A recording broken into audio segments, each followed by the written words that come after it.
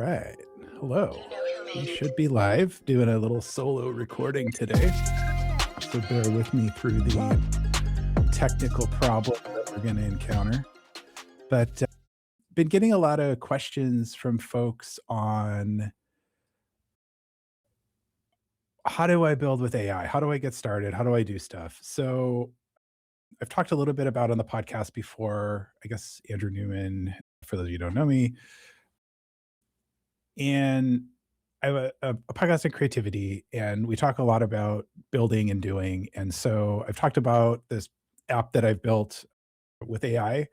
It's on the Apple App Store today. It's a podcast app. It's called YourPods. I was doing some work today on it, and I figured, I get a lot of questions on how do we build with AI? What do I want to do? That sort of stuff. So we're just going to do some stuff. Before I jump into that, I put in the description of the video, there's some tools that you might need. So YourPods is a podcasting app that's built for iOS and the Apple ecosystem. So Mac, it will work on Mac OS, work on iOS, it has CarPlay capabilities. Apple TV supports actually in beta.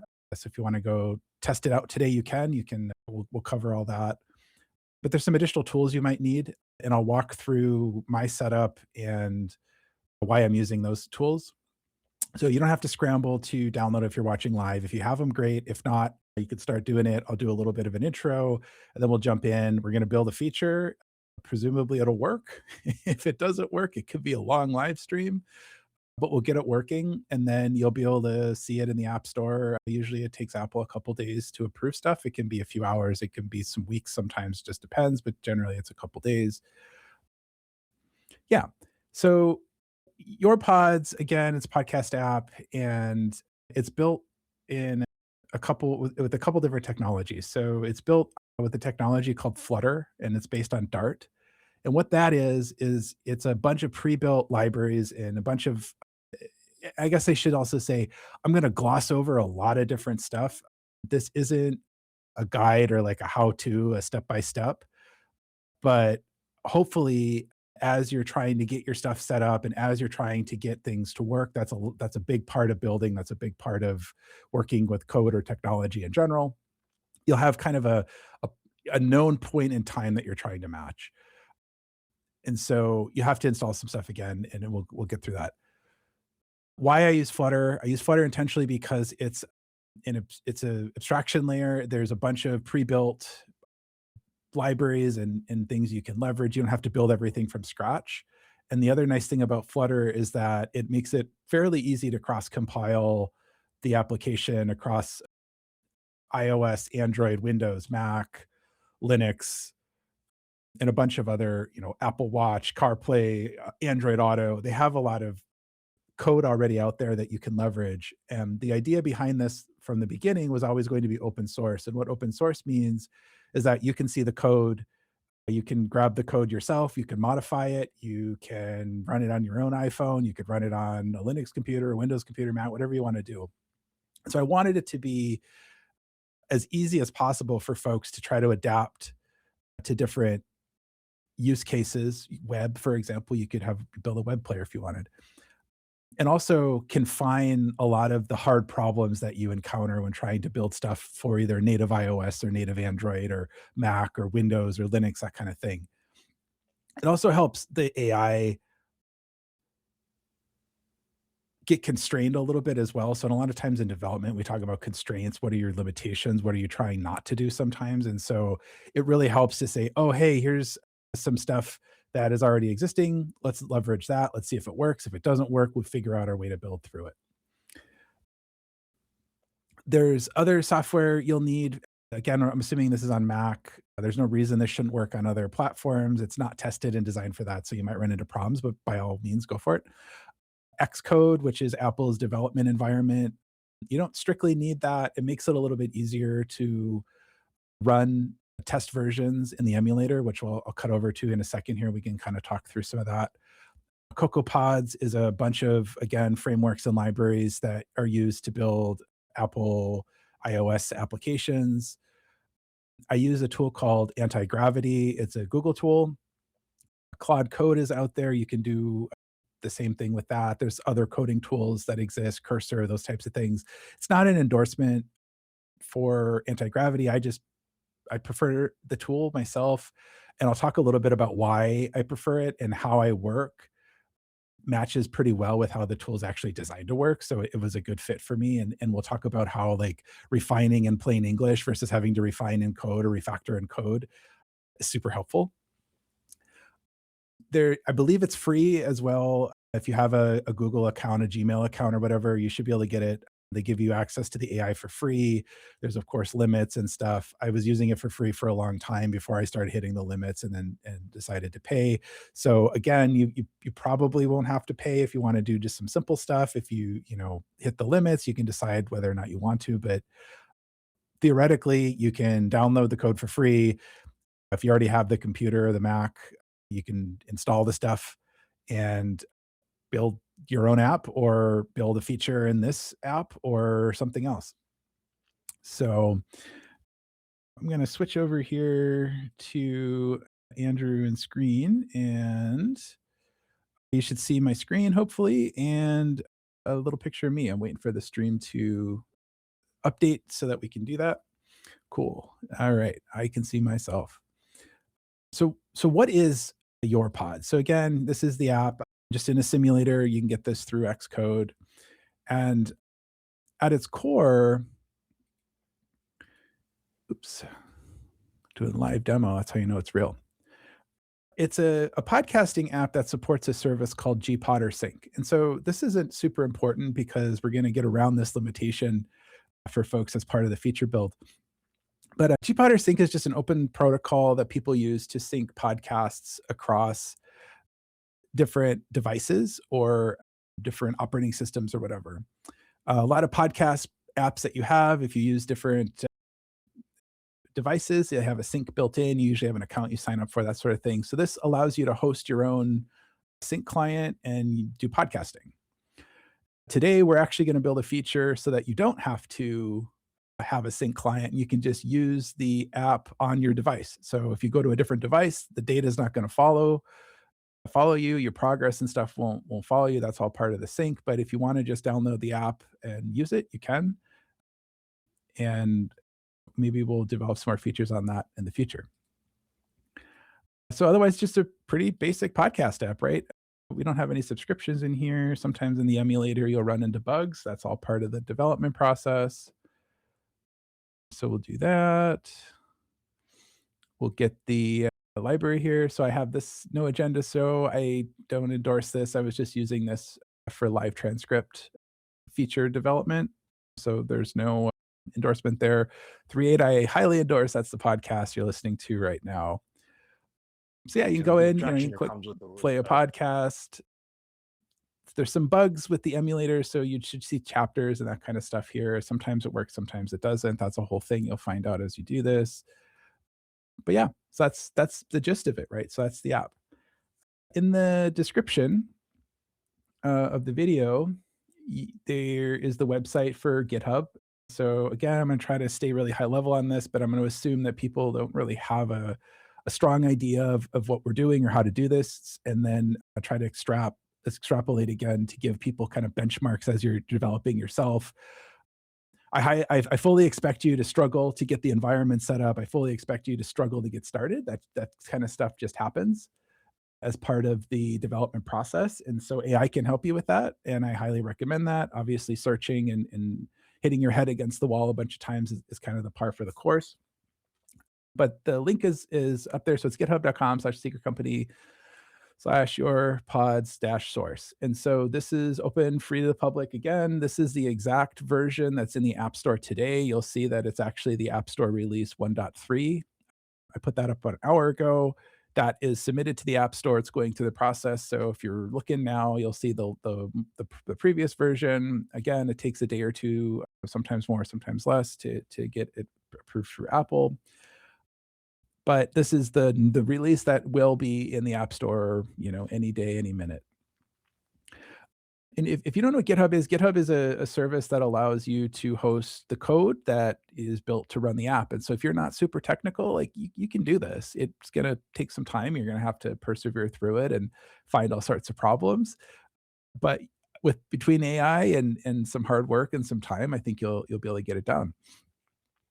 So these are all the files that make the app. We don't need to, get into the details. If you really want to dive in, again, this is a standard Flutter Dart project.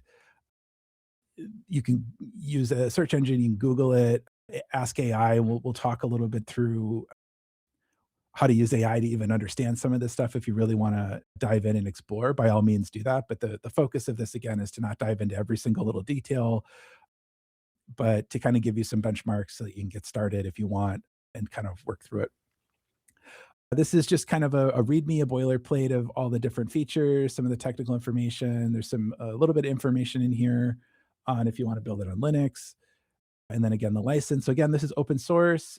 I would ask just as a favor, if you do download this, build some cool stuff, contribute it back into the repository with a pull request. We'll take a look at it, and if it's something that we think was good for everyone, we'll add it in. If you want to just build your own stuff and keep it for yourself, more than happy to do that.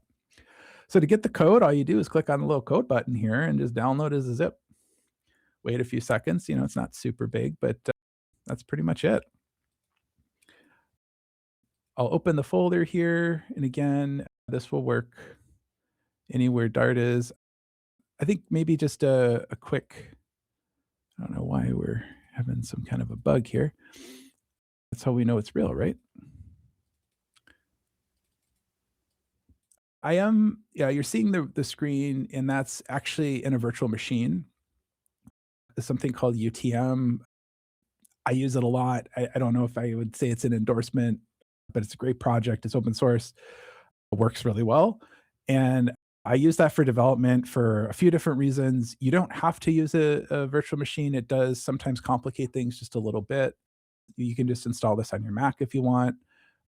But so there's you'll see some kind of oddity stuff because I'm just running a virtual machine in a window. But yeah, so we open up our source, and then this is again everything we just saw on the website. And if you want to just kind of open it up and start playing and get the emulator over here, the simulator, you can come in here, just go to the iOS folder, go to the runner.xc workspace. It's the white one, not the blue one.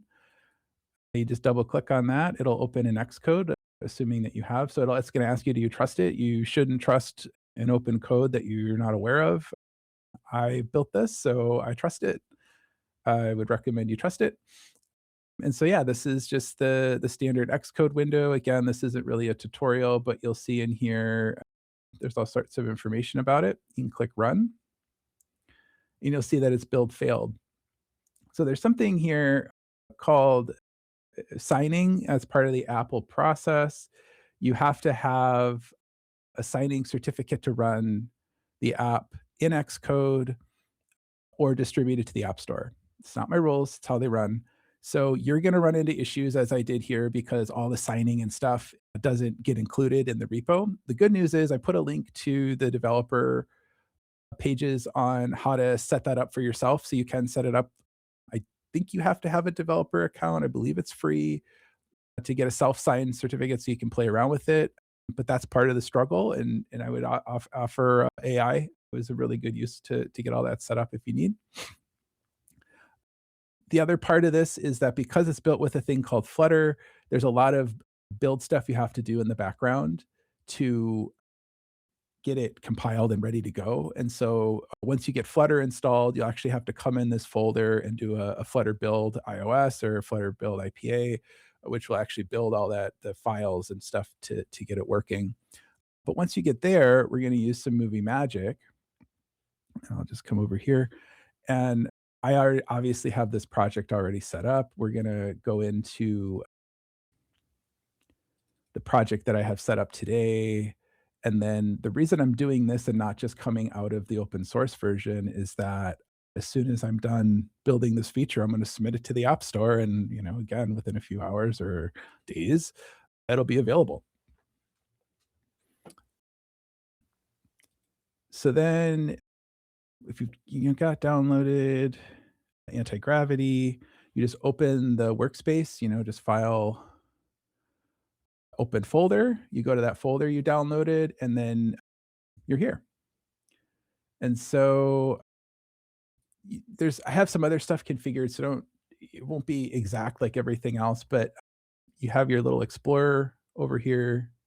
This is all the files in that folder. You can search. There's all sorts of stuff here. There's plugins for anti-gravity. If you're familiar with something like VS Code or Visual Studio Code, anti-gravity is very similar to that. But it's designed for AI development first. And so I'll just ask it. I got to wait for my keyboard to wake up. But one of the things, so you'll maybe just to orient folks, so your file browser is here. These are all the files you have. So if you want to open stuff, like I have the pubsec.yaml, which is where what all the different packages and stuff are, and then also how you change the version of the app, that kind of stuff. You can edit it in here. It's an editor just like you would. And then you have this agent window. And this is how you interact with the AI. There's a few different ways to work with AI in anti-gravity. I'm just going to kind of try to stick to this because you can kind of see how stuff is changing as it changes stuff. But there's agentic workflows and that kind of stuff you can do, which is, kind of more advanced stuff. I recommend everybody, try it out. But I want to try to keep it simple enough so that, you could hopefully just download this and get going at home. So I'll ask it, what is this app?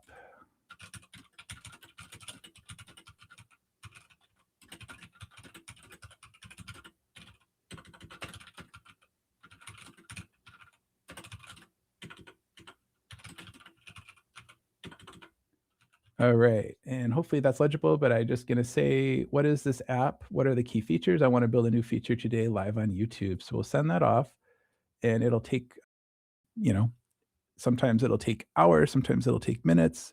This shouldn't take too long because it's a pretty simple request, but what you're seeing here now is the AI agent is looking through. So when you ask it something, it's gonna think, and it's gonna, try to figure out what that means. So you'll see that it's referencing Gemini.md. So I already have a Gemini file for the Gemini model in this project, and it'll do a bunch of stuff. I don't include that in the open source version. I probably should. I either don't think there's anything secret in there. But that's going to help ground what it's asking for, but it's going to tell you what it's doing. It's going to look at some stuff. So we can see here that it's looking at the project. So this would be wherever you download your file to, YourPods dash, I think it downloads as, what does it download as? Source main. Again, you can call this stuff anything you want, doesn't really matter. And then it's going to come and tell us. So it's YourPods is a cross-platform, privacy-focused podcast player built with Flutter. Good job, Gemini. It puts users in control of their data by syncing with gPodder compatible services like Nextcloud rather than proprietary cloud.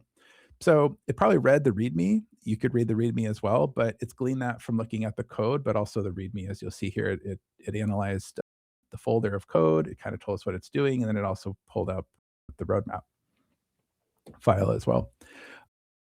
Key features. I think this is all very accurate.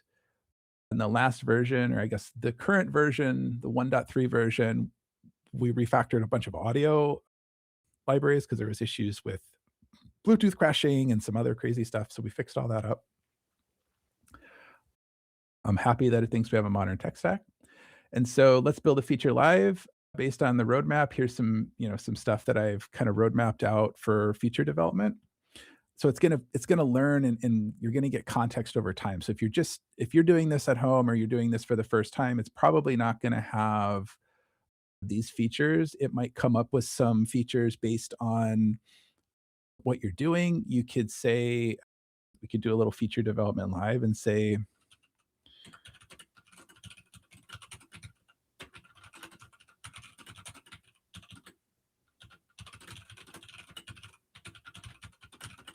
so I'll say, those are cool, but I want a feature that'll make this more personalized to me. It'll go, it's going to spin through here and it's going to come up with something. This is where I think a lot of people get hung up on AI because it will come up with an output, right? It will find a solution, if you would, for what I asked, but it has no idea what personalized to me means. It's going to take an approximation around that. And so as you see here, it's going through some stuff, it's looking through, it's going to come up with, I would assume it's going to come up with some features that allow you to customize views or something along those lines. And maybe that's what you want, but that's not really the power of this kind of environment. And that's not really the power of AI. So we see it's kind of spitting some stuff out here. Some of the I don't know if you can hear, I will set it up so it dings when it's done because I'll let this run sometimes, and sometimes it takes quite a long time to finish. Most of the stuff we're doing today should be quick. But yeah, so smart mixes, rules-based personalization, and so it's gonna break down, kind of why you would this in a typical software environment. This could be the team pitching a product manager, this could be a product manager pitching the team, this could be, it's kind of a user story slash pitchy kind of thing.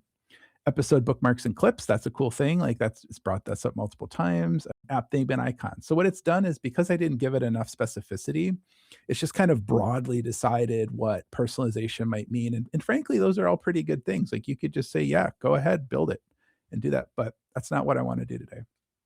So I'm gonna start a new chat, or a new conversation, and so the conversations within Anti-Gravity are pretty good, and they really help break down the context window problem. So there's only so much memory that an AI can look at, its tokens, input, limits, all this kind of stuff. So what I find is that the best way that I find to work with this is that if you're working through a specific thing, to keep it in a specific conversation. And you can branch outside of that, but as the further down the line you get, or the more you're building and developing, the wackier stuff tends to get. So try to keep it in a specific feature, in a conversation, run it, build it, test it, make sure that it works. And then if you're going to do something very different or divergent, then spin up a new conversation. You have to kind of start over a little bit again, but it'll tend to give you a better result. And again, we're ignoring multi-agent workflows and all this other kind of more advanced stuff. Anyone at home should be able to just do this. And again, if you don't want to build a podcast app specifically or build on this, you don't have to. You can download Anti-Gravity today and cook up something from scratch. That's what I did with this. I said, I want to build a podcast player. I gave it some more specific criteria, things like using Flutter, some examples of user flows that I wanted, some high level details, how to build a plan, and go. So we'll start a new conversation. And again, you'll see your previous chats down here. And there's a couple different phases, planning and fast. Fast is just kind of like make it happen, go do it. I don't recommend that starting out. The planning is great. And this is one of the reasons I really love Anti-Gravity, and we'll see in a second what that actually means. You have different model choices depending upon the plan you have. I find the Gemini models are pretty great for code. They're pretty great for planning and structure. Debugging, they tend to be okay with. The Claude models, Claude, especially 4.6, is really great at code. I wouldn't get too caught up on the best model or the different use cases of the models. Gemini Pro is more than good enough to get started on a basic app. And again, you start small, give it detail, build out. And so for this, we'll just use that. And the feature that I want to build, again, we say, so we launch the app, and when you launch the app for the first time, you get blank because you don't have an account here. And so we have to go to add an account. And so you'll see this, it's gPod sync only. And so you come in here, you give it the next cloud that you're hosting or you're renting, username and password for that. There's some interface settings and stuff down here we don't need to get into. But one thing I really want to do is, again, if you don't have a Nextcloud or you don't have a gPod or sync service, I want you to be able to just use the app. Again, syncing won't work. It'll work only on your device, but most people listen to podcasts on their phone. They don't maybe have other devices or don't want to. So that's a kind of a limited use case feature, and it's something that I'm planning to build on in the future. But to get started, let's just build a feature that allows you to either create an account through this, what we would call a user flow, or develop a new flow where you don't have to have an account to get started. You can just have what we'll call a local device account that will allow you to subscribe to podcasts and that kind of stuff, have a queue, work with the watch, play it in the car, that kind of stuff, but won't sync through other devices. It's pretty divergent from the app. So this could be a very interesting chain of events here, but we'll see what happens. And so I'm going to take a second here to write some information as I guess as a prompt. Again, I'm going to try to keep it mimicable, but I'll walk you through after I write it why I did certain things and why I might not have done other things.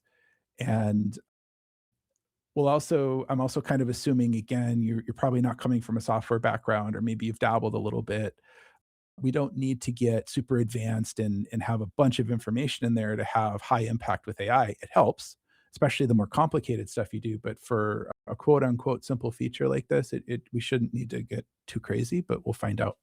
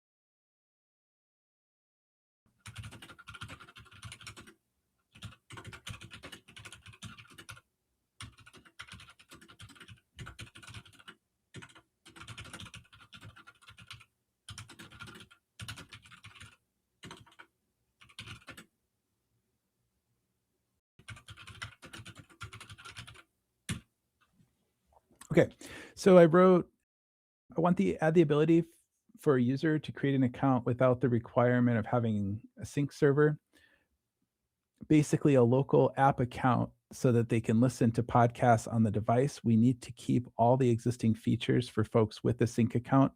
This will be a separate user flow. Once we build it, we want to make sure as many features work between the two types of accounts as possible. Outline the features. I have a typo. That will work between account types. We want to keep the add flow similar, but give the option for local account and not require syncing to function. So I've repeated myself a few different times. One, I haven't really thought about what I'm writing. This is all kind of impromptu. But two, I do find that reinforcing core things as you write to the AI does help really reinforce what's the most critical things. And so again, when I say like account flow, this is the account creation flow. So adding an account, we have this pop up. I didn't tell it anything about that. I didn't really specify that much detail. So I'm giving the AI a lot of leeway to make those determinations. And what it's going to do is it's going to go through and build a plan, and then we'll look at the plan. So I'm not super worried right now. If you've used other AIs or other AI coding tools, sometimes they just go and build stuff. Sometimes they'll just kind of sit there and help you, and it's expecting you to do stuff. This workflow is a little bit different, which is, again, one of the reasons I like it. Typically giving it an outcome, and so saying like how the user flow should work is really good to do and also kind of required. And if you're from a software background, that's more like writing a user story. And I think I'm not going to do that to see what it does. But normally I would recommend probably another line of something telling it that from the new user screen, when I click add account, I want to give the option to pick a GPod or sync account or a local account with no syncing, something like that. And again, traditional software development, this is where you're working with designers, engineers, you're having these types of conversations. Maybe the designer is working through the flow or the product person will, sometimes an engineer will pitch it. But these are the kind of details that you would normally have to define in coding. And I find that it's a little bit of an art, but you can omit a lot of stuff because it just knows those standard patterns. Sometimes you get wacky things. So we're going to hit send and see what happens. And because I have it on planning, it's going to go through here and process. It's again, because we started a new chat, it's going to go through and kind of redo a lot of the stuff that we saw last time. So now it's telling us what it's doing. I'm starting the exploration of code base to understand the allowing access. So I have it set as it's exploring, it's going to be asking me for permission to do different things. So I just click through really quick there so it can keep going. But that is building us a task here, and it's going to do this in real time. So it's basically planning out all the different types of tasks that it thinks it needs to do in order to build the thing that we just asked it to do. So I'm just going to quick glance at this. Like so far, this looks, I think, pretty good. I think we've hit the core things. Yeah, so we'll let it keep spinning here and keep going. So as we start building too, it'll if it has to run different types of commands, I have it set to ask that. I highly recommend keeping that, especially in the beginning. You might not know what stuff is. You can always deny the request and then ask it to tell you what it means, or sometimes denying the command also forces it to take a different approach. And so you see here the implementation plan is done. We can ignore a lot of what's going on here in the chain of thought.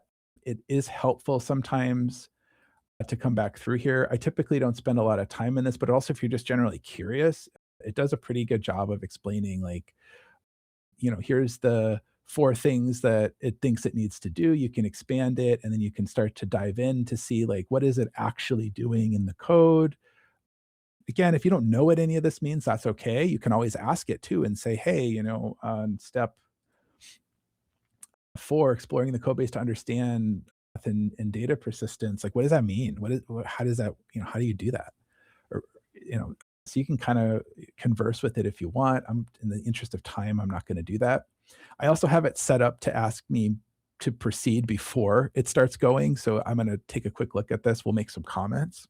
And this is one of the cool features with anti-gravity that I like so much, and other coding platforms do this as well. But we have the task. So this is basically the plan that it's going to follow as it does stuff once we tell it to go. So I just quick look at it here. So add local account support, explore the code base for auth and persistence. So it kind of did that. It'll check stuff off actually as it goes to, which is kind of cool. These are where the logic for the different auth services are, the screens. So this is considered a screen. This is considered a screen. So it's looking at how does it look today. Define local user state. So that's great.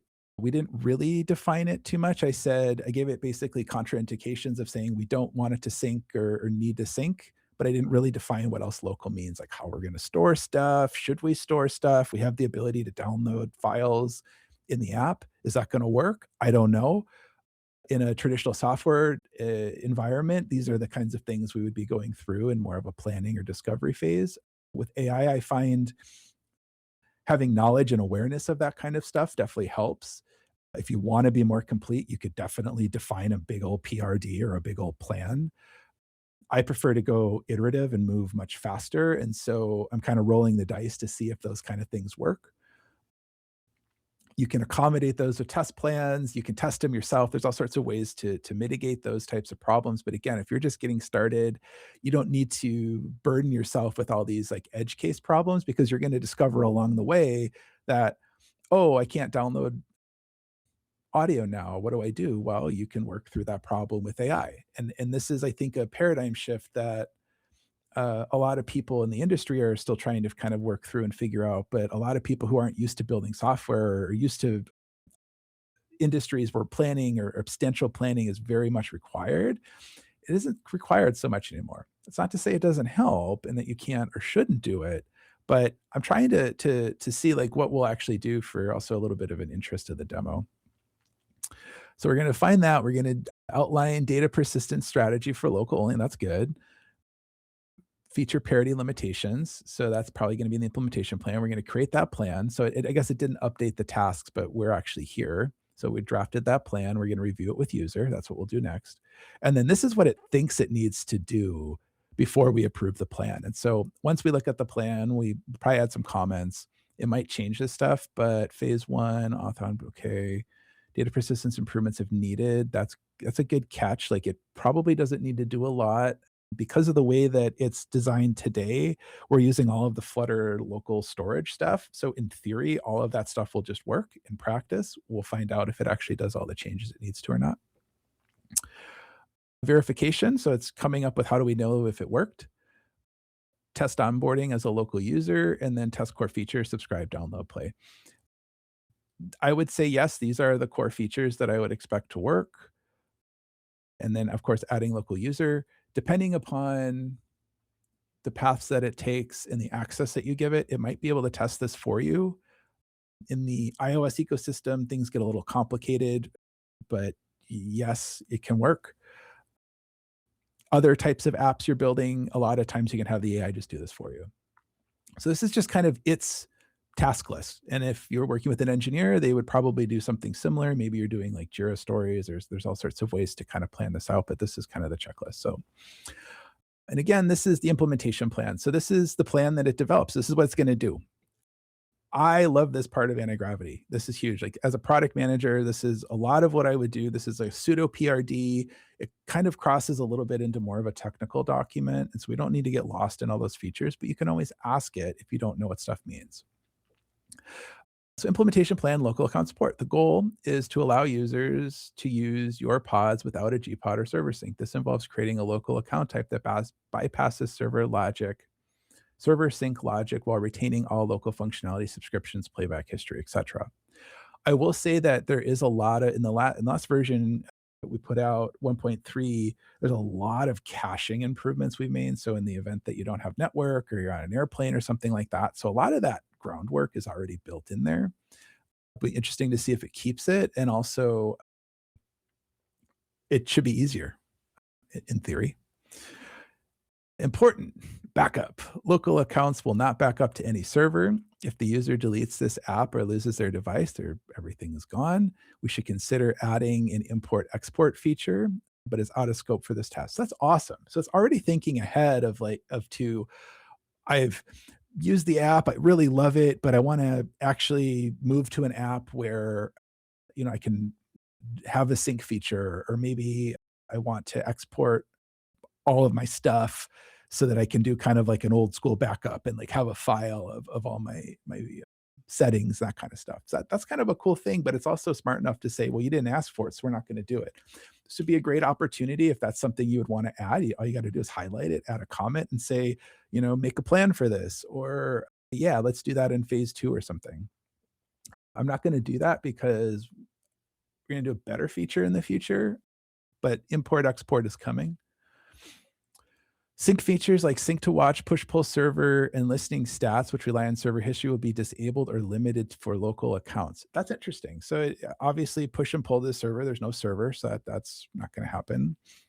Listening stats. So the way that it works today in the app is that we calculate all those stats from the server, and it's all calculated on device in a private way. It doesn't go out to the internet or anything. So that makes sense because there are no server stats. We could amend that feature for the local accounts if we wanted, and we could say, what would it take to keep an account history? What would it keep? I'll just write it.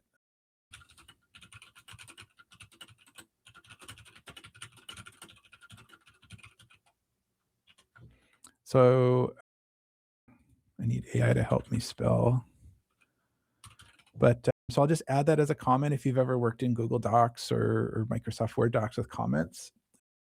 That's basically what we're doing here. And as you see, when I added that, there's a proceed with the little comment, or I can send it. And what that'll do then is it'll take all my comments, refactor as needed, and then either move forward if I didn't give it some specific instructions, or it's going to come back and refactor and ask for additional clarification. The sync to watch is a little interesting because that should not require. Don't quote me on it. I'm just thinking through how it's built. I don't think that it should require a sync account. It should just sync out of the queue. So I'll ask.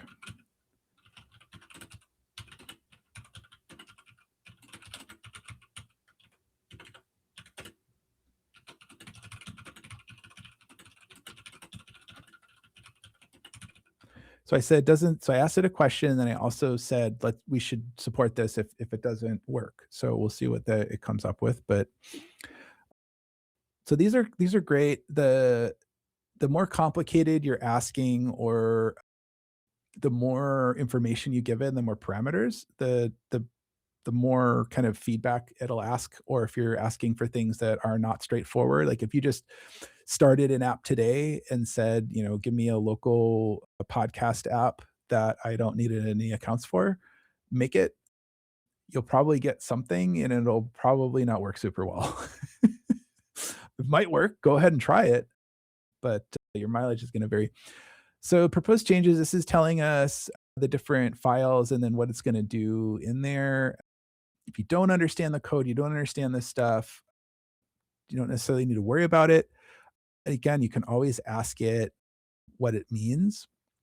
And so I'm going to just review this. And this is when I say like a AI code, this is typically what I'm doing. And I'm going to look at basically the gist of what it's planning to do. And if I see something that doesn't look good, or maybe we need to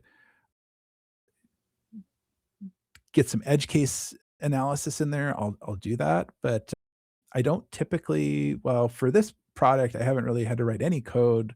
When I do this for other work, sometimes I'll have to just go in and write stuff. A lot of times it's faster to just tell it what it didn't do or what it needs to do differently and have it iterate on it itself. And so let me just read through this real quick to make sure it's not going to do anything too crazy. So this is a good one. And so I know the answer to this, but I'm going to ask anyway.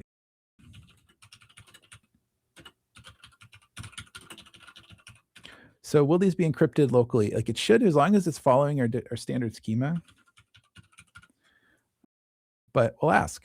And so this is again an example. You can just ask it questions about what it's doing here.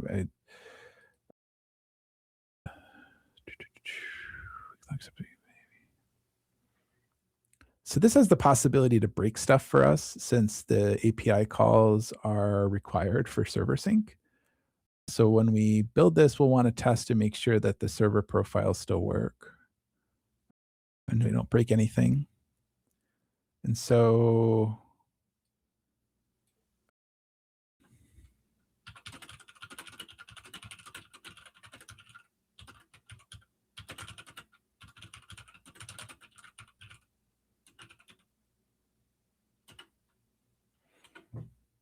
I'll just reinforce that there. And then maybe actually what I'll do too is like,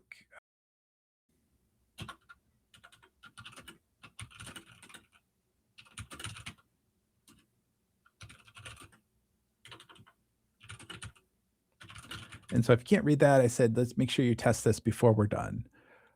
So I wanted to call out that we definitely don't want to break syncing for accounts that require syncing.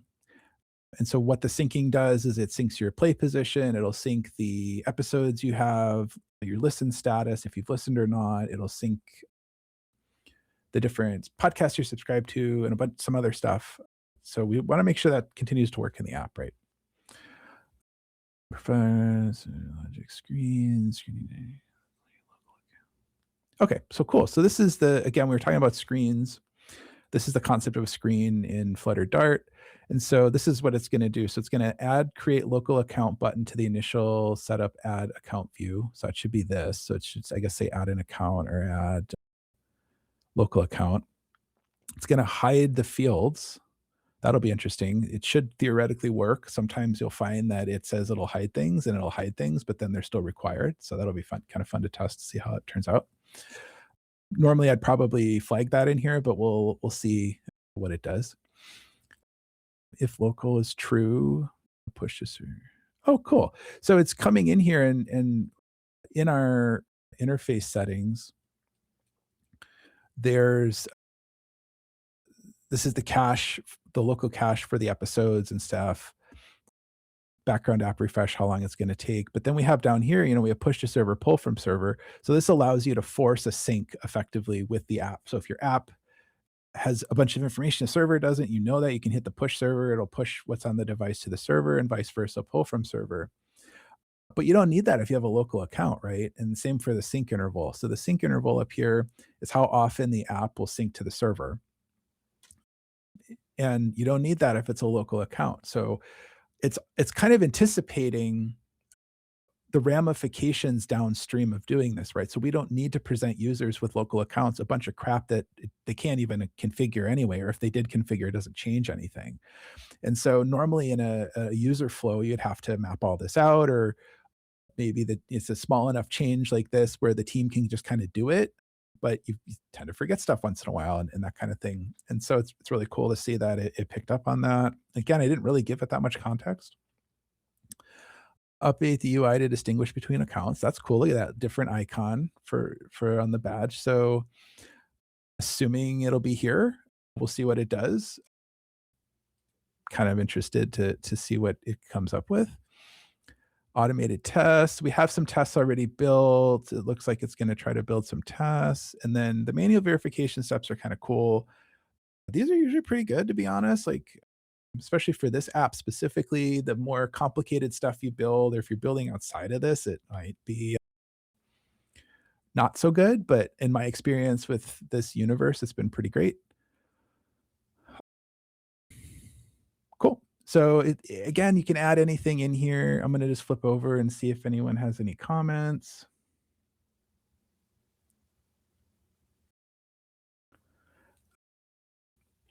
And we're going to just send it off. So we see again, we have review. I can add any more comments if I want. I'll hit proceed. And so what it's going to do now is it's going to come back through all the different comments that I made and then flip it over to the implementation plan if there's other stuff. And so again, you don't have to look at this kind of stuff. I will, as just kind of talk through this on the stream as it's going, but so it's telling you, and I want to be clear on this stuff too. It says thought. It's not thinking, right? It's a set of algorithms. It's gleaning nuance and intention. And that's just a human word that we have to describe the process of what it's doing. So it's doing a bunch of analysis in the background. But, it uses first person. It just don't at me. So it's looking at the feedback. I'm specific exploring feasibility. It gets a little pedantic sometimes too.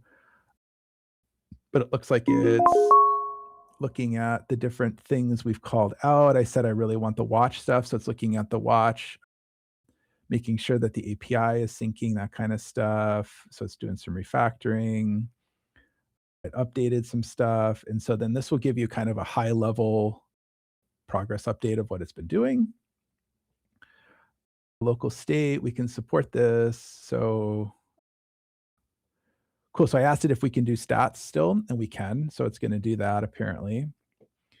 We'll work out of the box. So it was wrong, right? So it said watch probably wouldn't work. This document also will update as AI updates it. So you can gaslight yourself sometimes being like, I'm pretty sure the doc said this. It just overwrites it. So just be aware of that. I think that's actually the way that it should work, but it might it might throw you a couple times until you figure that out. But it told us that the Apple Watch stuff wasn't probably like features like sync to watch and listening status will be disabled or limited for local accounts, but then it says here that it will. So again, The danger of building this kind of stuff without knowing what you're doing is you're exposing yourself to all sorts of different bugs and coding implementations. If you're building from scratch, I highly recommend having another agent or doing another window up here once you've built some. Have it go through and say what kind of security vulnerabilities might be here, or what's the attack surface, or what should I be concerned about if I release this app? And we can maybe do a little bit of that later too if there's some time. But it can be wrong, and so it's really good, but it can be wrong, and so just to be aware, if you're building apps for yourself or building apps for others, you're exposing yourself or others to possible issues, and the news is full of this stuff. So I don't want to scare people into not doing it. You just need to be aware of that.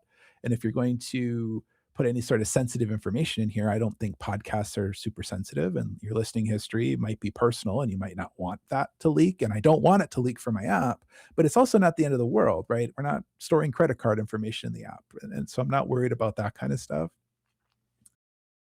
Secure Funny enough, security is the next one. Confirmed all profiles are encrypted storage. Remember, I asked it, are we going to store this encrypted? Gemini, Claude both do really, really well at those kind of standard things, although sometimes they'll take shortcuts and they'll say it's just easier to store the credentials in a file that's not encrypted on the app to make it work. So you got to be careful, but so it says it's going to do it. I don't believe it's going to do testing. I just don't think it can, but it says it's going to. So it'll be interesting to see what happens. I'll just kind of skim through this. It looks like it's added maybe a couple things, but nothing too crazy. It's more just confirming with me what I said. So again, if I saw something in here I didn't like, or I'm thinking of something else, I can come back in here easily, add a comment and go. So I'll just proceed. This might be a good time to talk about Git again. So we downloaded this from GitHub. That's a service that allows you to host code. There's a software also called Git, which is what GitHub is largely built on, which allows you to make checkpoints or save different versions of your code as you go. And so instead of just saving over, like if you save a document and it just saves over, saves over, saves over, it'll keep a history of that so you can kind of go back in time if something doesn't work. And so I usually recommend doing a commit before you do this kind of stuff. Again, I don't want people to get trapped in lingo. This little thing over here, source control. There's a bunch of different stuff in here. You don't need to worry about it. You'll see the core. And what it'll do is it'll tell you what's changing as stuff is being changed. And so you can go take a look at it too, and you can, see what the file was. And so it'll tell you. So the red line here is what I deleted earlier, and the green line here, the yellow line, depending on your color vision, is what changed. I can come in here and change it back, or I can say, actually, don't do that. So again, this gives you kind of the three windows into your files up here. You can search stuff. This is your source control. I highly recommend looking at this. If you don't know how to do any of this stuff too, you can ask your agent in Gemini and say, hey, I want to make sure that this folder is Git compatible. Help me set up Git. And if you don't have it, it'll try to do it for you. If you have it limited or need to go get some stuff, it'll tell you, hey, I can't do this, can't do that. It's asking me for permission to the walkthrough. So it looks like it's done already. That's cool. But so anyway, and then you can hit different versions of this through time. And so I don't want to get into a whole big Git thing. I'm also using Git work trees.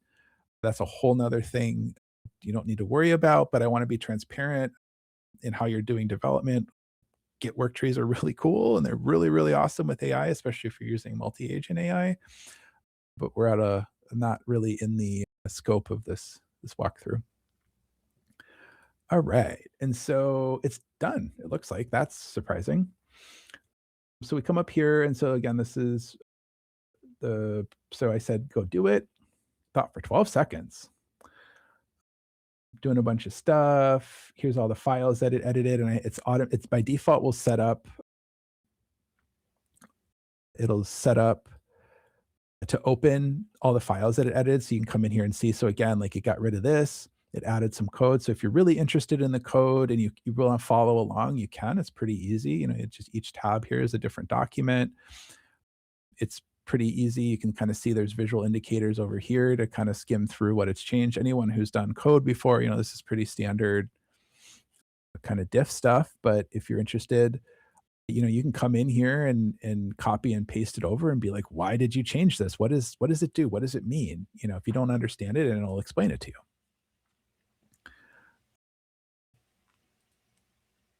So verifying local account. So it's trying to kind of troubleshoot and walk through some stuff. It looks like it tried to run it. So this is running a command on my computer via the command line, and it's running Flutter analyze a bunch of stuff. So what it did is it made some changes, and then it ran the Flutter analyze to see what's going on. And so then this is the output of that command here. There's some different views down here you can look at as well, but so it's going through. It's obviously, we can see some errors and warnings. So it found that. And so then it went on next to say, checking for the command status. I've hit a snag. So it's acknowledging that there's some issues. So it's going back through and refactoring. This is all part of development. If you were working with a human or you were doing this yourself, you're going to make some changes, you're going to run it, and you're going to think it's going to work. And sometimes it works and sometimes it doesn't. And then you get a bug or an error, and then you have to go back and try to figure out what the heck happened, right? So it looks like it did a little bit of that. There's some more debugging here. It's going through and checking some stuff. It looks like it's still going. And so we're on step 14 of the iterative process. So it's going to keep modifying stuff, keep checking stuff, and the check condition that it has for the settings screen here. So that's this. That's this. Is to make sure that the changes that it's making are compatible with the coding requirements for Dart and Flutter. And then there's also a bunch of checks and validations that this app will run to make sure that it works before you even get it in the simulator here. So it's just doing that. This can take seconds, it can take minutes. Typically doesn't take hours, but sometimes, depending upon what kind of bugs you're hitting or what you're trying to do, it can take a long time. So hopefully this doesn't take more than a few more minutes. This change, while seemingly simple, of just effectively adding a new button down here for local account, and then hiding some of this stuff and some of this stuff, and then having it work, seems like it should be a pretty easy change. But the reality is it's really not an easy change. It's actually pretty complicated. There's a lot of possibility for stuff to go wrong. So that's one reason I wanted to do this, because I'm sure we're going to find some bugs and we'll work through them. Or it'll just work and then we'll be done and I can go eat dinner. So let's look up here. So it's still going through. And we're on step 22, it looks like. So it's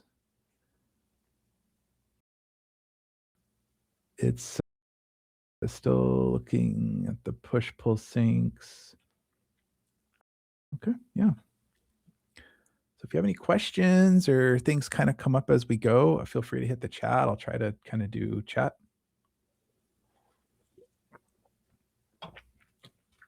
I am from the US.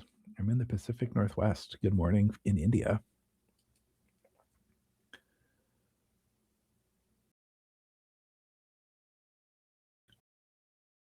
Big fan, bro. I don't know if I quite follow that. I'm going to just be focusing on this for folks. But yeah, if folks want to go check it out, not an endorsement, but don't run code you don't trust.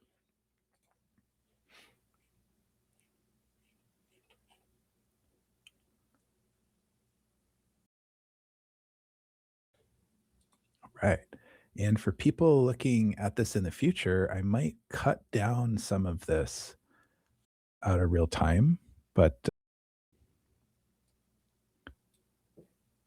we're just going to wait. So if you want to go grab a beverage or use the restroom, this might be a good time. I have no idea how long this will take. I would assume it would be 5 or 10 minutes.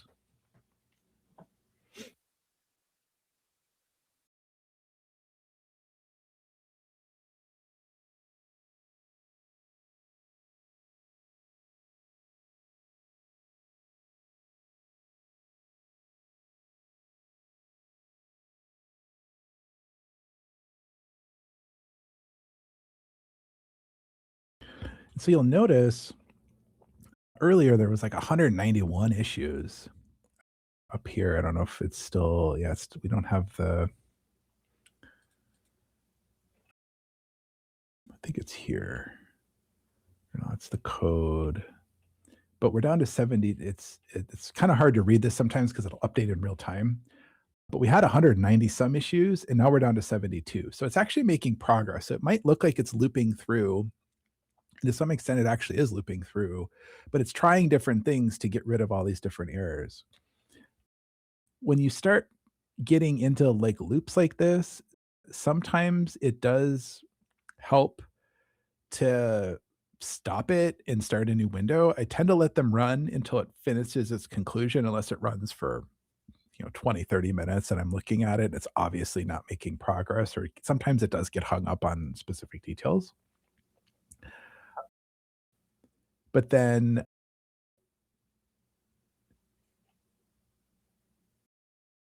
yeah, it's interesting. I'm sorry. I'm trying to read through,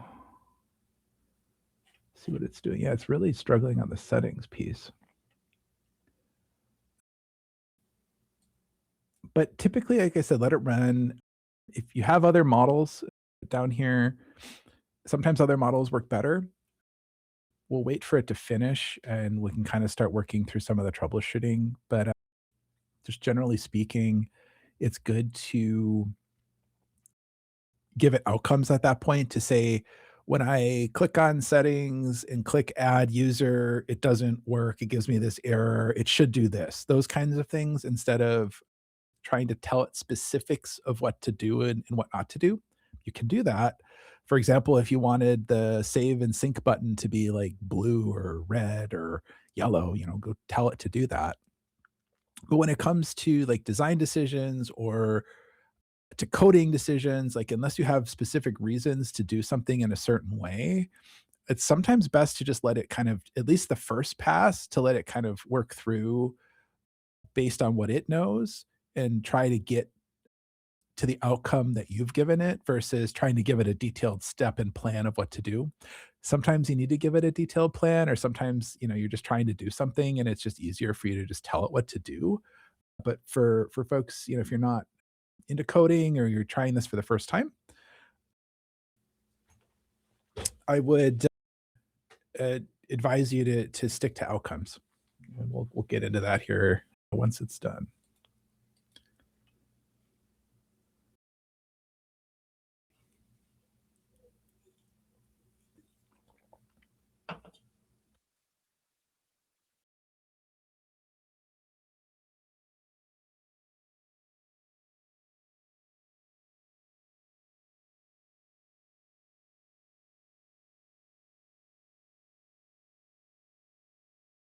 It's interesting that it created a walkthrough. So typically walkthroughs are created once it's done. We can see that it's still generating. It's waiting for this command. I don't know why it waited 300 seconds when it's clearly done, but it makes crazy decisions sometimes. But the walkthrough document, once it's actually done, it'll give you a summary of what's done, and then like usually some kind of validations or testing. So it's actually kind of wrote us a test script, which is interesting. It's this manual verification. No new unit test. So it likes to use this as a excuse as well to not build more tests in. But I would say, just kind of glancing at these, this is probably most of the right stuff to be testing. What I would do to test this is run the app with a sync account, sign it up, do all that kind of stuff, and then make sure stuff works, and then erase the simulator so we know we don't have anything in there, and then do a local account and test that to make sure that it works. Typically, you don't have to do that for major changes or even big things, but because we're changing the core structure effectively of the app, that's a big change, like I said. So like in theory, it seems like we're just adding a button and we're adding local ability, and it should just, be a few files here and there, and to some extent it is, but everything in the app has been predicated up until this point for having sync account and a server available. So it's going to be pretty interesting, I think, to see what happens. And looks like it's still waiting for this for some reason. So it's clearly like stuck. It's probably been more than 300 seconds. I haven't been timing it, but you will run into this sometimes when it's debugging. Like clearly it's finished and it's hung up. So what I'll do is I'll hit the stop button down there. This is going to tell me all the files that it changed. And so I'll just accept these changes and then I'll just tell it to resume.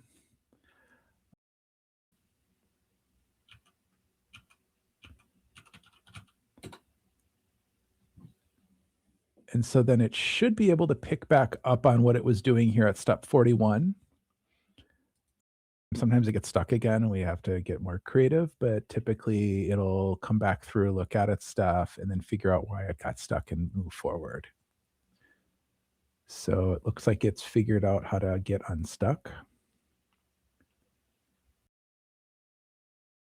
And it's still trying to troubleshoot why this screen is throwing issues.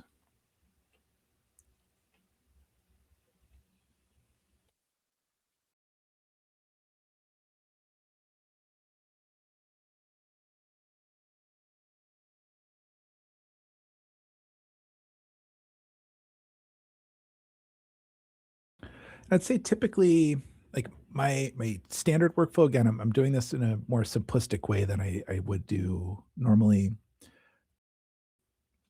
I'm not typically watching what's going on here. If it doesn't work or it does get, sometimes it will just tell you like, I don't know what to do. I can't figure it out. I'll go through and debrief it, but I'm usually using multiple different agents at this point to do different things.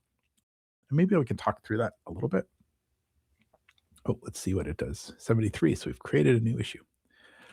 If you hit Command E, these are a bunch of different spaces, but you'll see here, this is what we're working on. And you can run different conversations in different folders or different coding projects. And so this is a little bit of a different view. And it's a lot easier to work across different agents in more of a agentic model. Or if you're working on multiple different things, you can do that through here as well. So it's a little bit easier to kind of run. So you're not running just this window. This is, you'll get the plan documents, that kind of stuff we saw in here as well. This, has the code in here too. So if you're into coding, obviously is probably going to be where you're at, or if you're interested in that. But you can also run it just through the agent manager. And that might be even easier for you if you just don't care about the code. Like it'll show you here on the screen what it's doing in code land. But if you're not really interested or don't care, you can just ignore it. And then it'll present you the document when it's finished.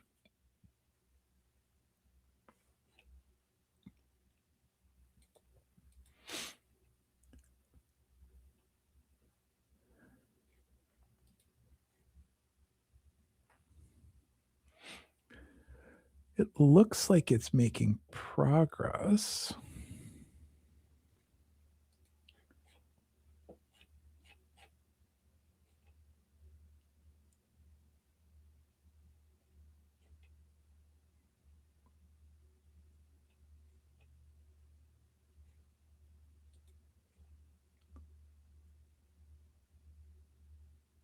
So there we go. So now it's starting to understand that. It looks like it's trying to patch some stuff. Drastic rewrite of build method. I'm going to replace. That's probably not good. Multivariant shot. Method. So it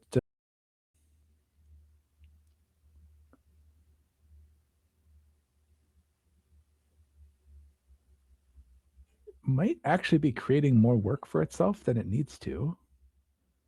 This is one of the experiment fun kind of things to see. This is where I probably start to use my human brain pretty soon if it's not done, because it doesn't look like.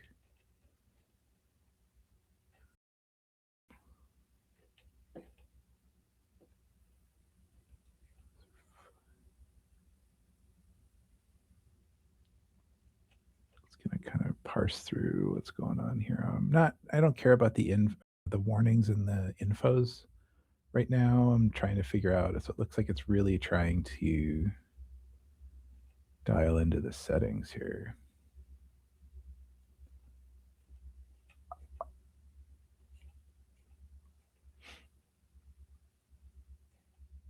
I'm going to try really hard not to use my human brain. Because again, I'm assuming most people probably don't know a lot about what's going on here, and that's okay. But I think it's a great, so now we're down to 64. Great. We made progress down from 72 to then 76 to 64.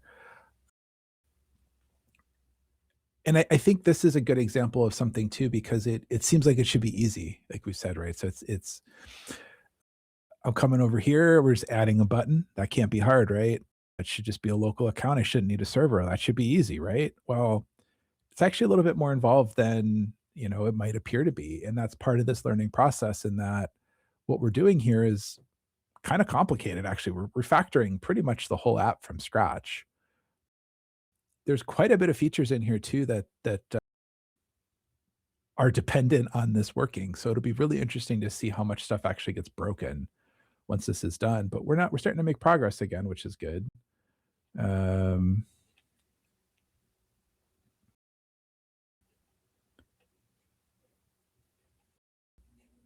I think this is a great example of, just because something seems simple doesn't mean it is. And you'll start to figure that out, especially if you don't really understand coding, that's fine.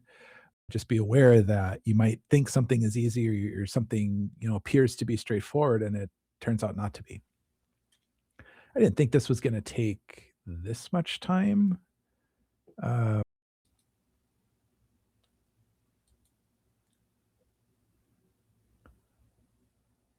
yeah, it's really interesting that it keeps kind of screwing up the syntax, it looks like, and there's throwing a lot of errors.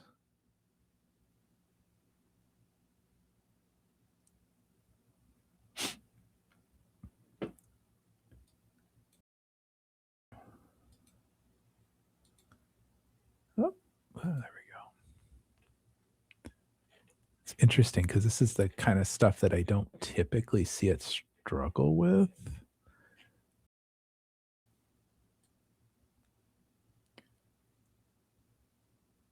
But working with AI, you never really know what you're going to find sometimes. I'm just going to accept changes here and make sure that there's not some weird thing caught in a buffer. But yeah, it's really doing a lot of nested stuff.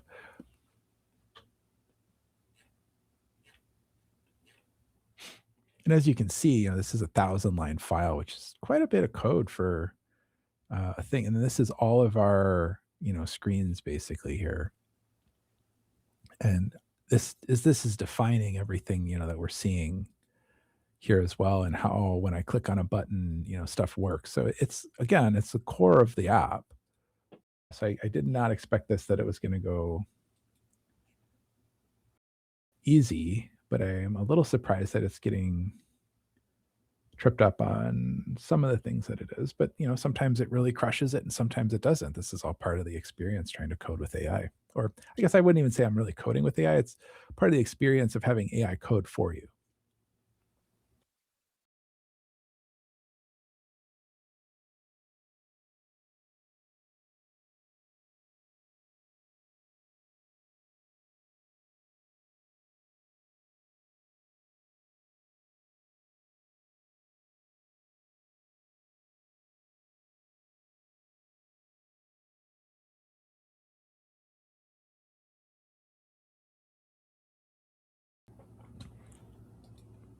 All right, we have another person from India on the stream. Hey, from America. I think it's morning. Good morning. Good day, I guess. And so folks are joining. We're building in a big feature with AI. I'm having AI do most of the work. I'm trying not to do too much experiential work with this. I'm assuming that most people are going to want to just download the source code for this and throw it in and kind of get going, or they're trying to do an app from scratch. And it's more about strategies on troubleshooting, or different ways of thinking in AI context instead of just like kind of knowing what to do. So I'm gonna try hard not to just dive in and do stuff. We're waiting for it to work through the implementation plan that we approved. So in anti-gravity, it'll plan everything you do. And I told it that I wanted to have local only accounts here. And so the app has a sync account built in, but I wanted people to be able to use it who don't have an account. And so it's effectively having to refactor the whole app. That's what it's doing. You might not understand that, but that's what it's basically doing. We started with like, it was like 100 and I think 90 some issues that it had the first time it tried to run the Dart Flutter analyze. We're down to 25, it looks like now. So it is making progress. It's taking a little bit longer than I thought it would. But I'm just going to keep kind of accepting the changes as it goes here and then see how long it takes to make some progress. Give it a pretty simple prompt. What I'll try to do at the end is give the example of the prompt and maybe try to pull up the implementation plan so folks can kind of see. But one thing I really love about anti-gravity is that it gives you a little bit more of an English-friendly surface to use versus having to understand code or having to define a bunch of logic. You can come in here and then in English, just add comments, ask questions, tell it what to do. You can also do that in a little chat window here, but this feels like a much more natural process, especially if you're used to working online. So, it's got quite a bit of stuff we're doing. We did throw out some curveballs. So there's a listening stats method, I guess, that we run that pulls information from the server. All the listening history is on the server and we crunch it locally on the app. I said, hey, let's include that with the local account too. So that's probably part of this. I'm not paying too close of attention here to what it's doing. It doesn't look like it's got there quite yet, but that's going to be part of the complications. As with any development, we had like 25 issues. Now we're back up to 46. And so that doesn't necessarily mean things are better or worse necessarily. It could just mean that something is broken in a way that breaks more other things. And literally, as I say that, it says it's done. We'll see, right? So anyway, so that's where we're at. Now we're going to look at the walkthrough.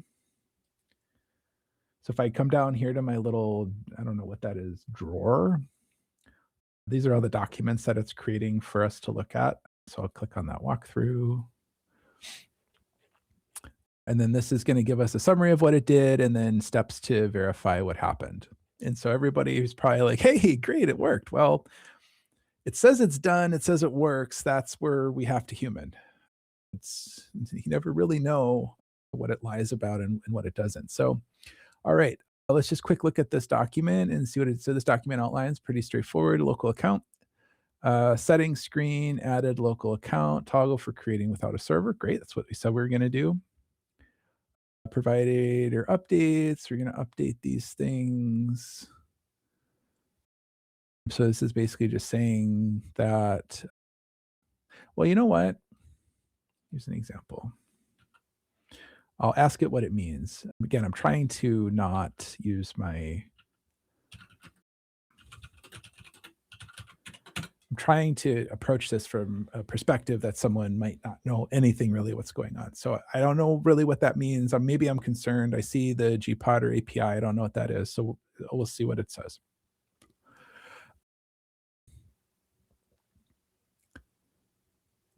Okay, that's good.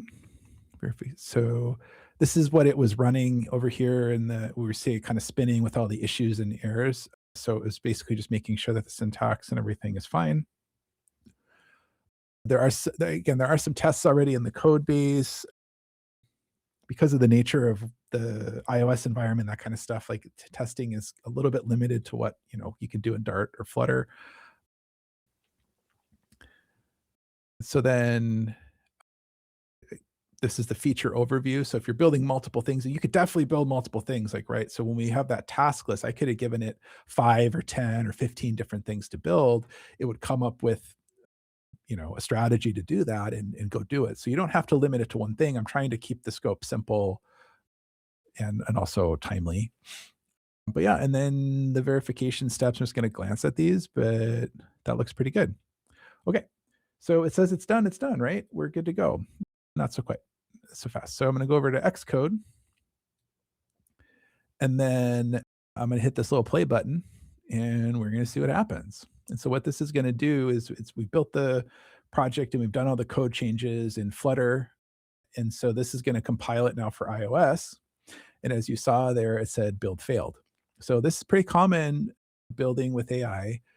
AI will tell you that it did stuff and it doesn't always work. And so there could be a lot of different reasons for that. A lot of times, maybe the code in Flutterland is right, but something now broke in the Xcode world of ways of running things or in the iOS specific world, right? And so nice thing with Xcode is it'll tell you this little red X here is our error. So I can click on that. Command phase script execution failed with non-zero Xcode. Well, what the heck does that mean? So I'll just literally click on it. I'll do the command copy and I'll just throw it over here and I'll just tell it. And then this is what I would recommend doing as you run into issues with AI code is if you get, this is a really generic error message and well, generic-ish, I guess, but you could figure this out on your own through Xcode if you wanted. But what it's going to do now is it knows roughly what this means. And it's now coming through here and starting to analyze all the different files in our folder. And oh no, this isn't an attribute thing. Yeah. And so it's doing a bunch of analysis again, quick. And so this high level, the way security permissions are done in OS 10, there's some weird bugs that I've been encountering with Dart in the latest Mac OS version. And so some of that it looks like it's related to this. So it'll tell you what you did, what it did here. So I did all this stuff. And so it's not always going to generate these documents that we've been reading over here. Sometimes it'll just kind of vibe with you over here and then the chat window. But then it's going to tell us. So this means the code, blah, blah, blah, blah, blah, blah, blah. It's okay. There's no server connection. Okay. So it says it's okay, right? So we'll go back over here and hit play again, see what happens. And so then this is going to go through and build, and we're having the same problem. I'm going to just clear the local cache just to make sure it's not some stupid cache thing. You can do that with Command Shift K, and that'll just blow away all this. When it builds the project to run in the simulator, it builds a bunch of stuff and caches stuff, and in theory refreshes everything you need. Sometimes you run into issues that it doesn't do. I don't think it's going to fix it, but before we just go round and round and round, I'm just going to do that. And so you'll see now that the build up here takes much longer because we've gotten rid of a lot of that other work we've done. Nope, still have that issue.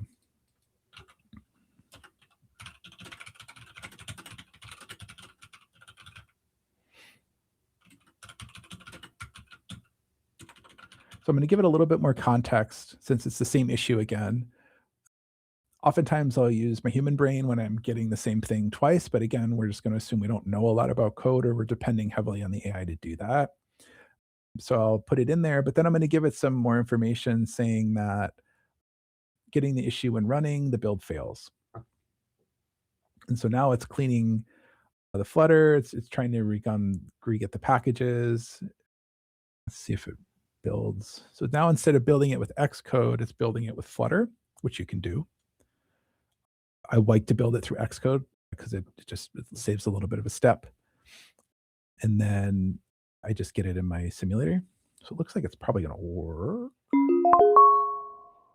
And so again, remember I said I cleaned the cache in Xcode, but there's all sorts of other different pieces of software in this tool chain. And so reinstalling pods. So the Cocoa pods are part of the iOS, macOS ecosystem. When you do a lot of changes, sometimes you need to either update libraries or you need to rebuild different parts of the caches and that kind of stuff. That's kind of done. It looks like it did the same thing here with the Flutter cache. Again, the extended attributes, I was talking about, there's a kind of a known bug in that. And then it's asking me to retry and see if it fails.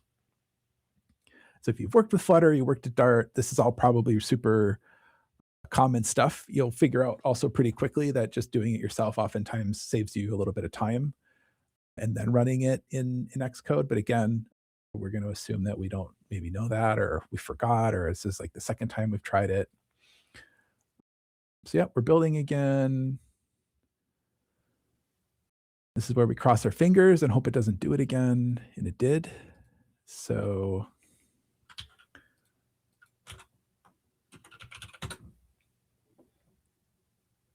I think I'll give it one more time here to fail.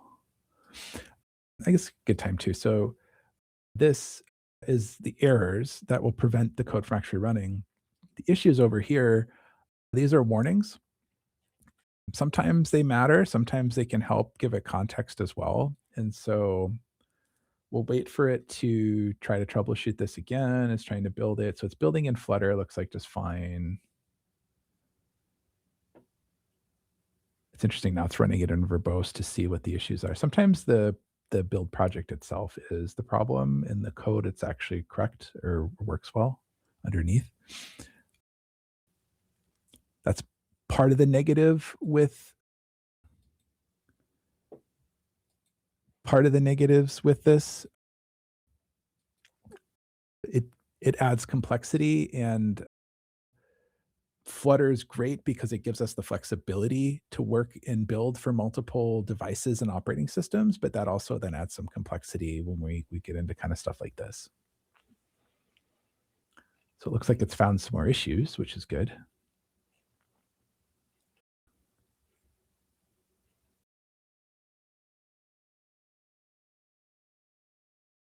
So now it's trying to just use Flutter again to just build for iOS. It's not signing it, so it's assuming that there might be an issue code signing.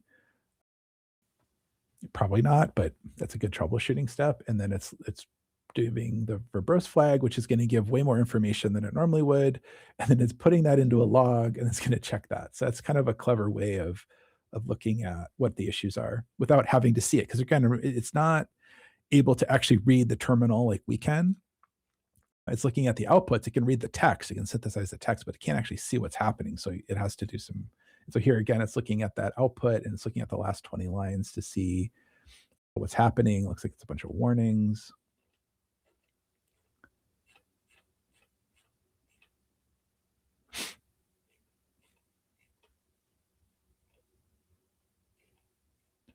And maybe at this point, you've decided that you don't want to build stuff with AI.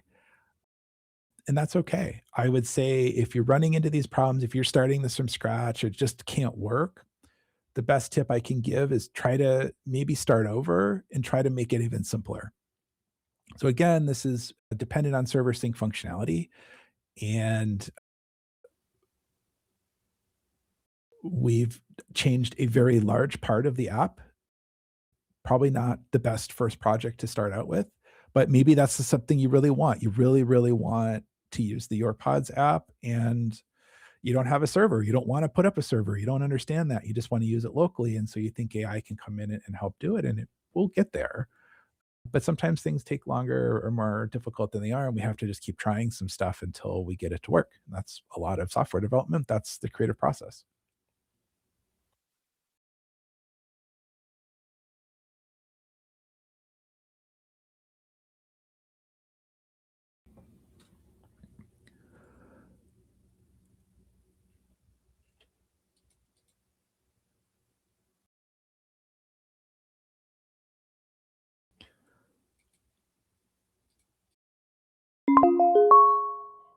All right, we fixed it again. You notice the common theme here of AI continuously tells us we're done.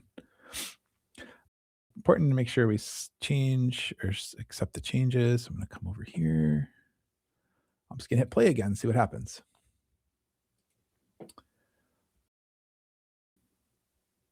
Okay, so it says the please script execution error was actually masking a dark compiling error. Interesting. The server profile class was missing from missing several fields that were being used in the code. I've updated that to include those fields. So what I'm assuming it did, we could look, but what I'm assuming it did is it removed a bunch of fields that were required. I think I said that before.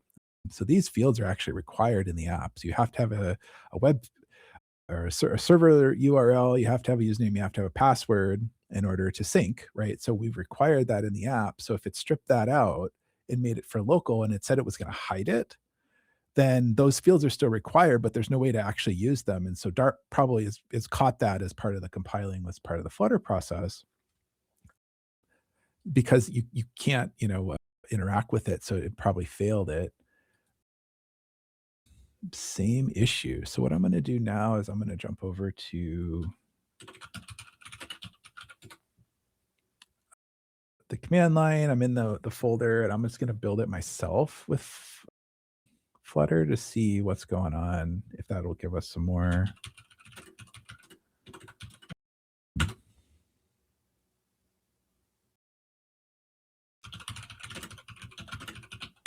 information. And then, so of course, we can obviously read and see what this is going on. It's a little bit easier for us to parse information out of this as well. So if we get a bunch of issues and a bunch of errors, I can just copy and paste those back into the screen over here, because it's trying to do this itself, but sometimes it just doesn't see things or doesn't quite understand, or something will happen. And so this is a strategy that you can use without having to dive into the code. I hope we don't have to get to that part, but we might. So great, we have an error encountered while building for device. And so there's a bunch of warnings here. There's a bunch of different code errors. And so what I would recommend doing is we come up here and I just highlight fail to build app. I'll just copy and paste this whole thing into the window. And usually it says, aha, I found the issue, and then it'll do some more. By doing this, we also we start to run into context issues. And context is the amount of information that you can feed to the model, or how much like a conversation can how much information a conversation can change. And so typically a few of these aren't bad, but you'll start to see that it just really spins, has a hard time. There's some really cool features with anti-gravity. Claude Code does this too, but there's I'll call it memory in quotes, that gives the model the ability to kind of hack some of those limits, and also be able to pick up on things where it's left off. And so we'll do a round or two of this. If this doesn't work, then what I'd probably do is I'll start a new conversation, and then start from the compiling issue and say something along the lines of, we made some changes to the app, we're trying to compile it, it doesn't work, help me out, kind of thing, and then give it the error code, which will sometimes help it unstick or give it enough new context to be able to operate some more. So yeah, so that's what happened. Again, it totally works now, right? We're fine. So I'm going to actually just run this again from the command line. We're just going to try to build it again, see what happens.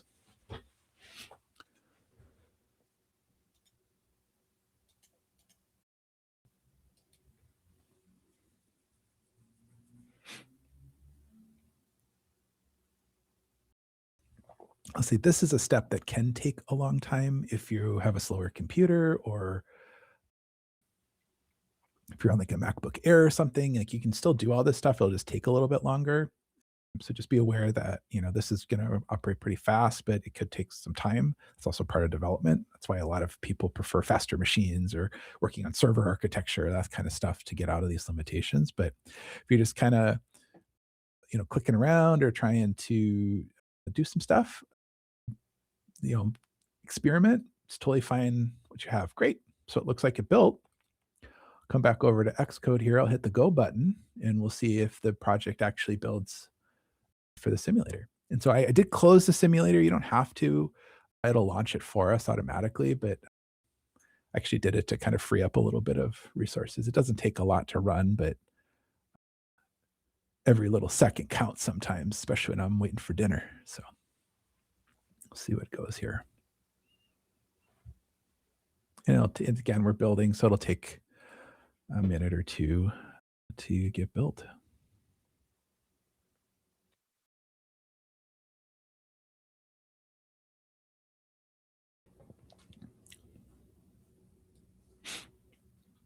All right, simulator starting up.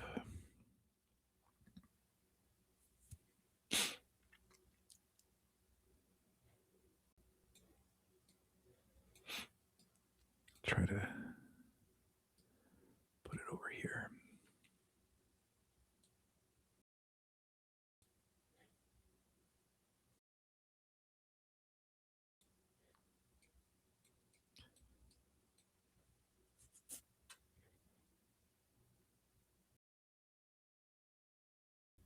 So it says it's installing. It's interesting that we're still getting like the loading screen. This might be a simulator. Okay, so we'll go flick over here.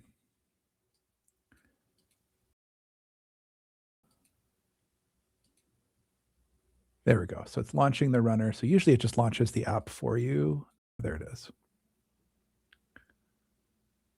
Okay, so this should be the new version of the app now that we've built. It's a little slow and everything kind of has to get loaded into memory. So we'll give it a second here to kind of catch up. We'll go to our accounts. I don't see. Oh, there we go. Look at that. Sync account. So this would be the normal flow or the flow the old flow. You know, that looks good from, again, we should really check, make sure all this stuff works still because it's all dependent on it. Theoretically, it should again. And then we have a local account. So account name, device ID, text. So it kept, remember it said it was going to get rid of the sync interval and it didn't. So that's something that it kind of lied about. Background app refresh, podcast search, privacy stats, local account mode, syncing is disabled. So it did get rid of the buttons like it said it would, but it didn't get rid of the sync interval. So again, remember it told us over here that it did. And this is part of working with AI. Sometimes it does stuff, sometimes it doesn't. So again, you always have to use your brain. You can't necessarily trust everything 100% of the time, but yeah. So let's create a local account. So YourPods was designed from day one to be multi-account compatible. So you can have multiple GPod or sync accounts if you wanted. So that's probably part of why this works as well as it theoretically does. So I'm going to do local account. Device ID doesn't really matter for the local account. I'm trying to think through in the future. What I'll probably do for the future is that if you have a local account and then want to migrate that account to a sync account, be able to do that. But you don't need a device ID for a local account because that's how your device is identified to the server to sync. You can have multiple devices. So that we'll probably want to change that, get rid of that, or default that to something. And then we get rid of that sync interval because it doesn't really matter. But we'll create local account. It's interesting. So the podcast I was listening to is still there, even though it shouldn't be, right? So there's a bug. It looks like there's a GUI bug with that. So there's local. So it's still picking up on my logged in server profile, which is interesting, right? So that's pretty broken. Oh, interesting. So we have a local. Okay. So what I'm going to do is I'm going to come over here and I'm going to delete both of these out of the queue and see if it removes it from my local queue as well. So we'll go back to that account. Okay, so yeah, so and then if I come in here and say library, I'll search for my favorite podcast.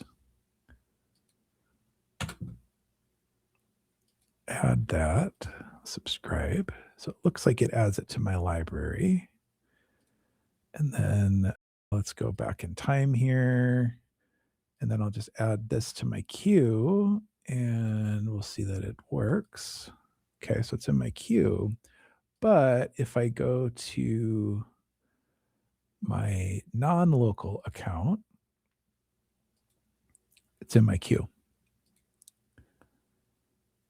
So we're getting there, right? We've made some progress. It kind of works, but we're having some issues with it reading what's going on.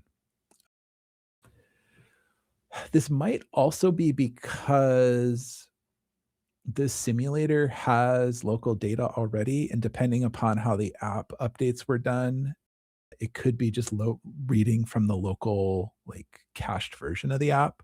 So one thing I'll do before we get too crazy here is I'm just going to stop it. I'm going to delete it. And then I'm going to come up here under device and erase all content and settings. So I'm just going to, because this is a simulator I've been using for, I think, since I started building stuff. So it's just like, refreshing the device, making sure that there's nothing that's remaining from the old accounts or anything like that on there before we really start diving into some troubleshooting. But we'll give it a second here to refresh. And then if it's still an issue, we're going to go back to AI and we're going to make AI do it.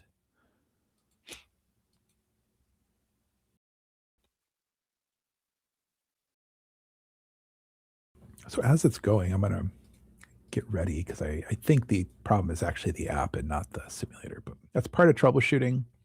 That's something you'll learn very quickly when you're doing, especially in the simulator world. The Apple simulator is pretty good, but it's not perfect. And you run into all sorts of weird, quirky things that you don't get on the actual app itself, like installed on your phone. So that's part of it.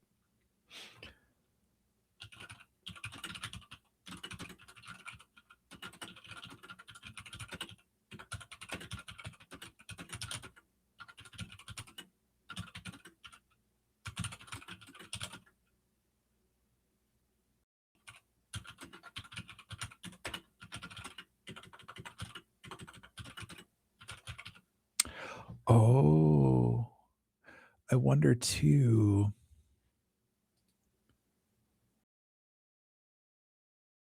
As I was typing out to the AI,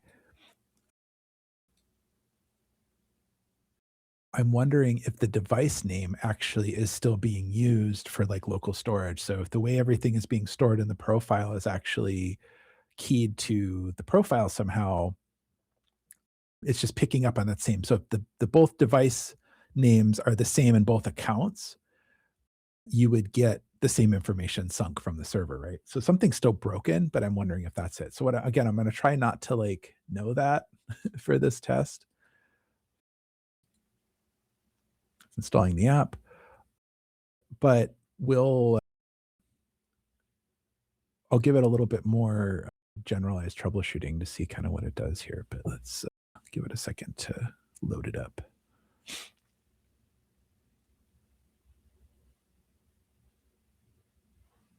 Okay, so again, this is a brand new app now. We don't have any of the baggage that we had on there before. So I'm going to go add an account.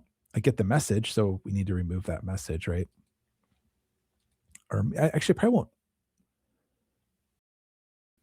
remove it, but I'll add it in our prompt here to say, so this is where, let's force quit the app. And so this is how I would probably normally do this actually, is I would just launch the app. Who's listening? So when I click add an account,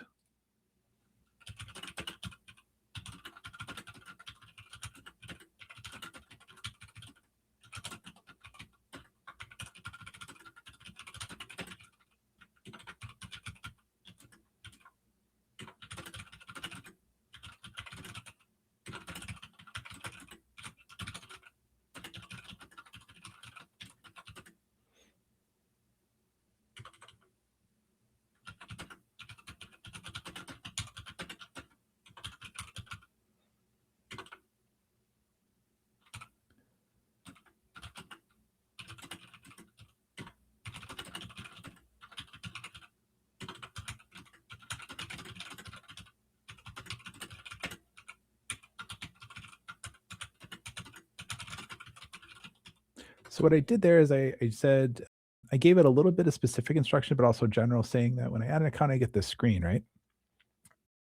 We need to change the message to reflect the local account. So it's not aware of that, right? So it's changed the settings screen, it's changed the account screen, but this pop-up is technically a different screen within Flutter if we really want to talk through that. But it didn't it didn't know that, or it didn't find it, or thought it was irrelevant. Whatever happened, it didn't change it. But from a user perspective, this sucks because it's like, oh, I bought this thing and I thought I could use a local account, and it's telling me I can't. I'm confused.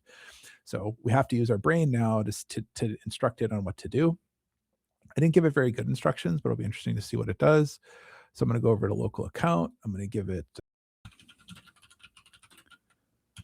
change this to create. So there should be nothing in here. Cool. So I'm going to come in here again. It's for my favorite podcast.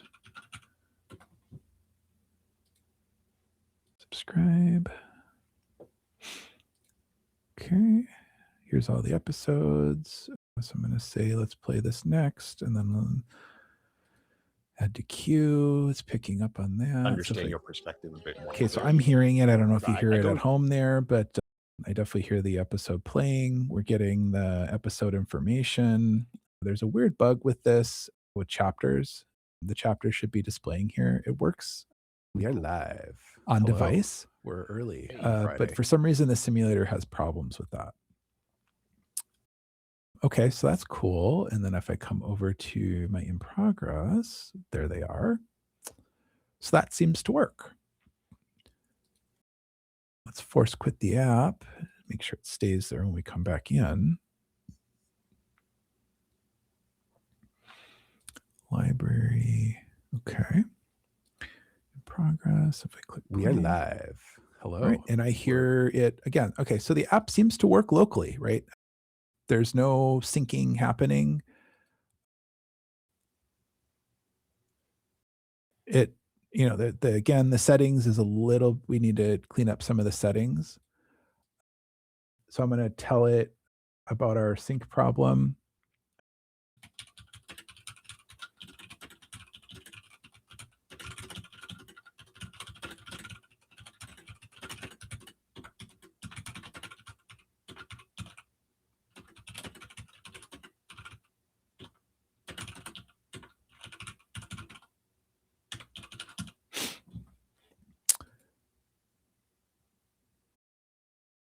Okay, so I just made a couple notes. I said mostly works, created a local account, but changes the account reflect the sync account like we were seeing earlier. Sync interval is still present for local account and doesn't need to be. Again, that's this thing here. And then let's default the device ID to local just to make it a little bit cleaner. I'll probably dive into that a little bit. I do think it needs to probably be present. And at some point, I would like to do a migration again. So if you have a local account, migrate to a sync account. But so that works. I am still a little interested into why we were seeing the data. Oh, that's why. So if I change it here, it's going to change it here. So it just copied those fields, but it didn't make them unique. And so that probably means then to the user settings. Oh, that's interesting. That's an interesting bug. I'm trying not to think about it. But I observed that, so I'm going to call it fair game. So when I say local and I come over to sync account, so let's tell it that.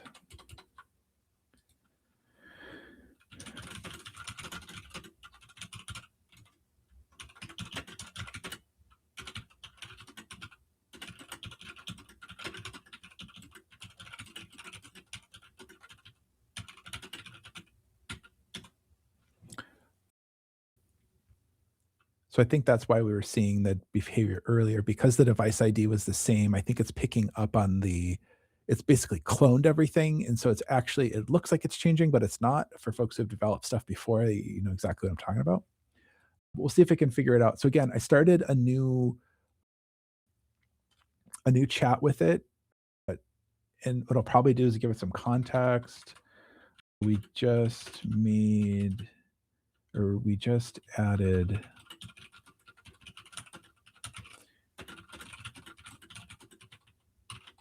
So give it the context. We just added a local account feature. There's some issues. It will probably go look at the other account or the other chat that we had going to kind of suss out what's going on. But then again, we'll go do that. And so now it's going to kick it off again, and it's going to come up with a whole new different kind of plan. So I would say this is a success. Oh, I didn't tell it about that. And I would maybe give it like a B minus for the first attempt. So again, it was the first run. It took a little bit longer than I thought it would, but it mostly works. But there's this obvious issue, and I would say for most, like, would I ship this? Probably not. However, though, if you were just trying to use this at home, should work for you, right? Because you don't have a sync account. It doesn't matter if this is the behavior or not, because I'm gonna ship this to other people. There's some work to be done here, but we're gonna go a little bit longer. Let's see what it does in this next round, if it can figure out most of the stuff or not. And then I'm probably gonna go eat some dinner, but I won't leave you hanging here. So we'll let it think for a little bit to figure out what's going on. You can also give it screenshots. So like, shoot, in the with this, so this is the simulator telling us that there's some kind of padding problem. Yeah. So you can just take a screenshot of this, paste it in there, and say this is the issue that I'm seeing. You can also see that the delete icon is overlapping the local account icon. So remember, it told us it was going to delineate that for us in the account switcher here. So, but it did it kind of wrong. So we just, it's just probably mostly cosmetic stuff it'll figure out. Okay. So this is open from our last chat. This is what's going to do. It looks like sync interval conflict will be hidden, local account, preventing state bleeding between the account. Oh, perfect. That's what we need to do. I'm just going to read this quick. Look. Yep. So this is kind of what I was saying earlier, and I kind of stopped because I'm trying not to poison the process too much by knowing what's going on. But it's the windows that we have here, or the setting windows that we have. This is actually basically the same account in the logic of what's going on behind the scenes, and it's not different. And so it's picked up on that, it looks like. We're still reading through it, and so it'll switch that over. All right, so we're going to say go.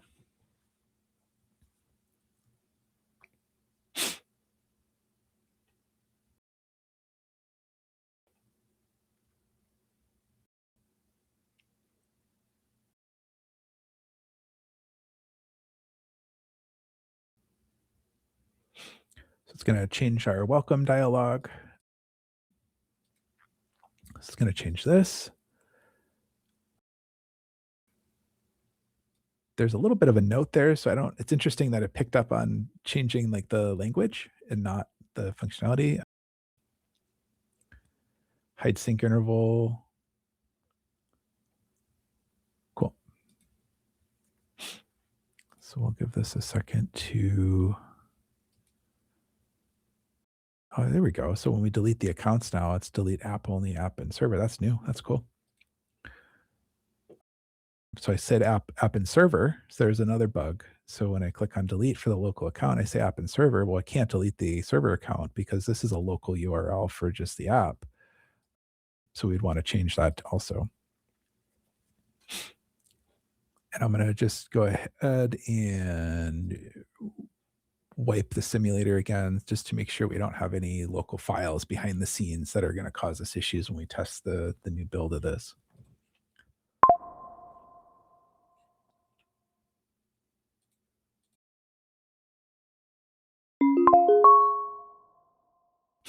All right, so here's what we did. Smart device ID, device defaults to local. So I asked it to do that.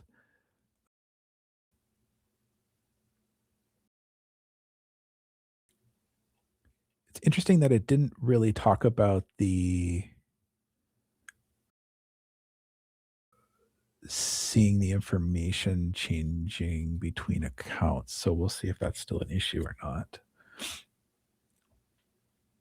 All right. And then as the simulator is starting, we can, I'm just going to clean the build folder, and then let's see if it will work. Oops.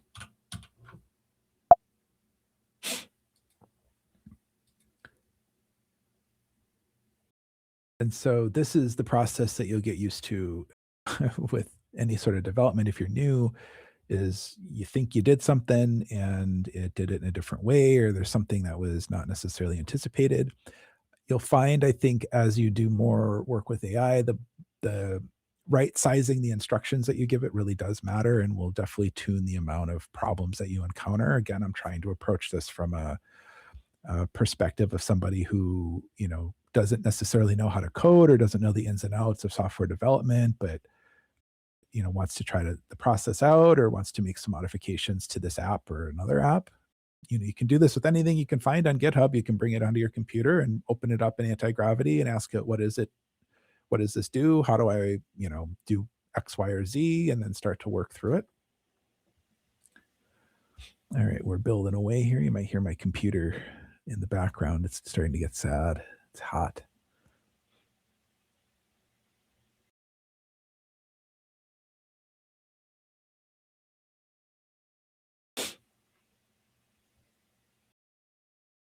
All right, so we're just waiting for a few more build tasks, and then we'll see it pop up in the simulator. And I expect it to be better. So you notice that the initial change of building out the local from the server sync profiles took a long time. I mean, that took probably 15 minutes, maybe 20 minutes.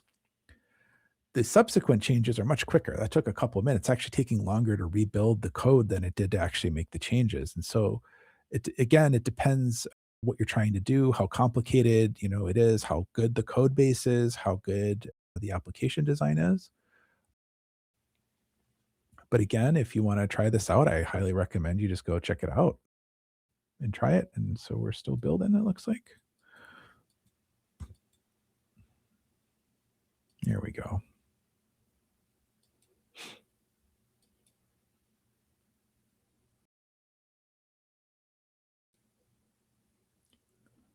I'm also, live streaming from the same computer here that we're using to build. So resources are a little bit less than there would probably be normally. Okay, so it looks like it's done. There it is. It's installing on the simulator. Again, it usually takes a second or two for everything to kind of catch up. We're running a bunch of debugging stuff, of course, in the background too. So stuff takes a little bit longer than it would on just a regular build. All right, so we should see a different notification here. Yep, YourPods is designed to work best with GPod or compatible server like Nextcloud, but you can also use it locally without syncing. Great, that's what I want to do. So I want to hit that local account.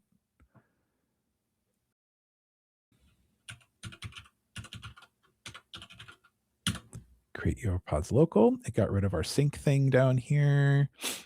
These are all still applicable to the local, and it's telling us that syncing is disabled. So that's cool. And you notice that it put it where those buttons are. So if you're coming from a synced account to a local account, you're gonna, oh yeah, I don't have them because it's so, it's kind of intuited a little bit there. YourPods local. I'm going to call this 2 just to see if it changes in the sync account, which it shouldn't.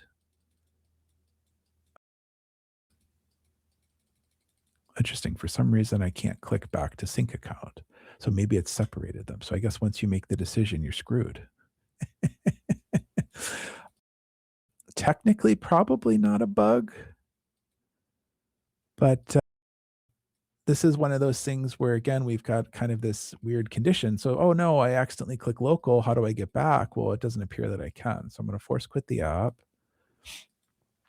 I found another bug by using the software, right? So click add. Yep. Okay. And then I'm going to click local. It seems like once I make a determination, I'm locked in. Well, that's kind of a shitty user experience, right? If I do the other way, does it lock me in? Interesting. So it defaults us to this, which is correct. But then when I click local account, we're locked into local now. So we need to change that too. Oops.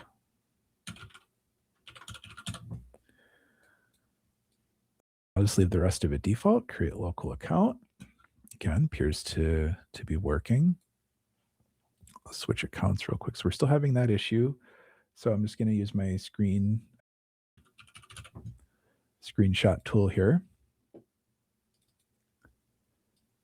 And I'll let's take a screenshot of and you want to give it a little bit of context of, where it's at in the window.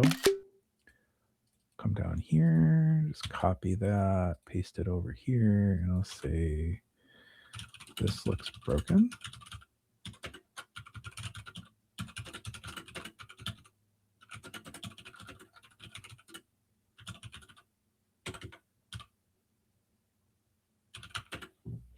And remember, we had that delete bug. So when I click on delete, when I click app and server, I get an issue, right?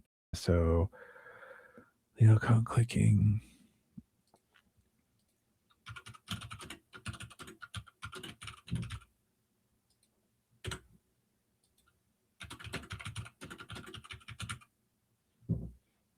So when I click delete, I get an error. What I'll probably do is I'll just take a screenshot of that. Oops.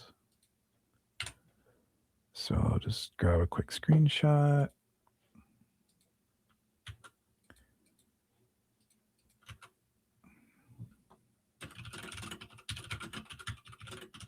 So the error is probably not a big deal, but we shouldn't display it to the user, right? That's kind of a shitty experience. So when I'm trying to delete it, one, it doesn't delete, and two, I get that error. So what I should say then is I should say when I delete the local account,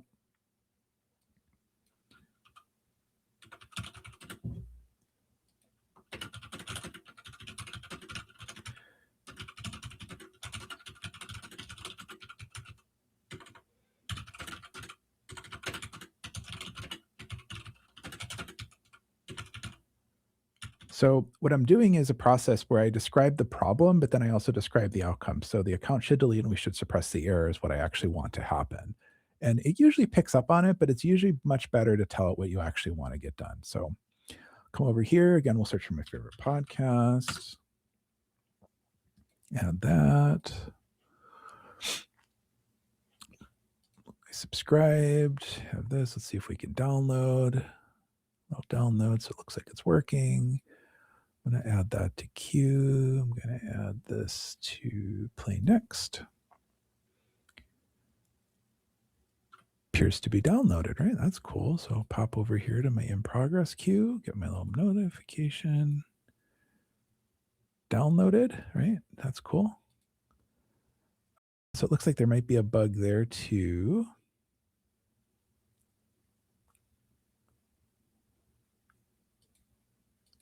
My assumption is that it's downloaded. Hello. So I clicked play. I can hear it playing. If you might not be able to hear it. So again, it's better, but we're getting some unknown issues that we weren't anticipating. Just that's part of software development.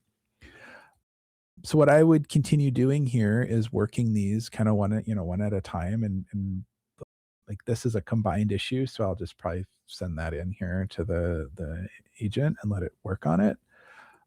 But for some of this other stuff, I'd probably spin up a new chat and do that. So hopefully that gives you an idea of how to do this. Again, there's some bugs here to fix. I'm going to continue working on those and get them fixed up.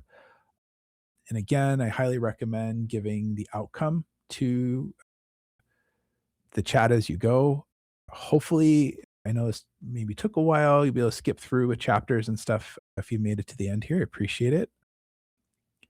But hopefully it doesn't look too daunting. It again will give you some targets, hopefully, to as you struggle to get CocoaPods installed and get Flutter installed and get anti-gravity and get the code downloaded and deal with the certificate issues and all this kind of stuff. You can also use the AI to help you with that along the way. So I'd highly recommend probably order is to, download the code, download anti-gravity, open the code in anti-gravity, make sure you have Xcode, you need Xcode tools. There's all these different dependencies of stuff you'll need to do. Do those, use anti-gravity or AI to help you again, Claude Code. There's all sorts of other ways to do this, but try it, right? Try to build something, try to modify something. For YourPods specifically, if you want to again, make some changes and you think other people are interested, feel free to open a PR on the repo and we'll take a look. And if we think other people will use them, we'll integrate it too. It's open source. That's how it works. Thanks for hanging out. I'm going to go grab some dinner and I'm looking forward to the next time we do this. If you want to see more of this, feel free to comment, let us know. We've gotten a lot of feedback. Nathan and I have been chatting about how to do a little bit more of a tutorial or a detailed process so that you can follow along on the specific steps and maybe glean some more information. Again, this is just kind of a high level, assume you don't really know a lot, assume you can persevere through the issues to get set up and going and do some cool stuff. So happy building, everyone. And we'll see you next time.